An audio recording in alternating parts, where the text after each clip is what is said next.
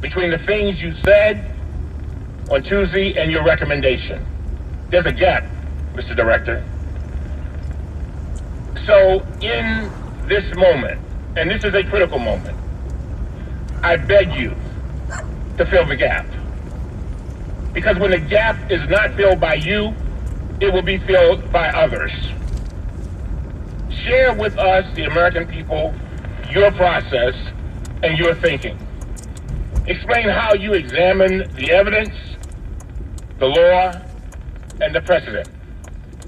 Describe in clear terms how you and your team, career professionals, arrived at this decision.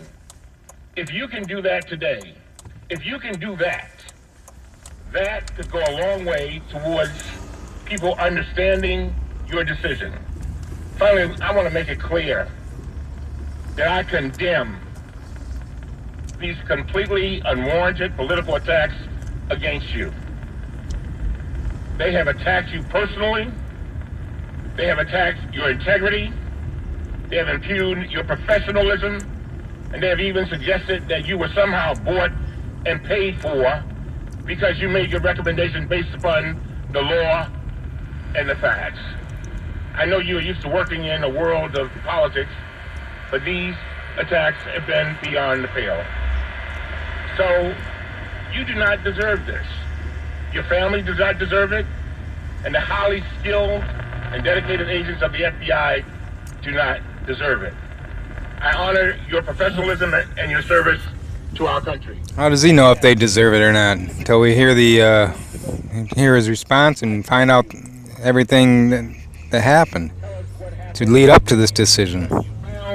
And your decision, so that not only the members of this panel and this Congress will understand, but so that Americans will understand. And if you do that, then it will be all worth it today. With that, I yield back. Mr. Chairman. I think, hold on one second. With your indulgence, to the ranking member, of which I have the greatest respect, you asked for a hearing on General Petraeus and how that was dealt with. You got it. We will have one in this Oversight Committee, and the record will reflect that in the Judiciary Committee, I repeatedly questioned Attorney General Holder.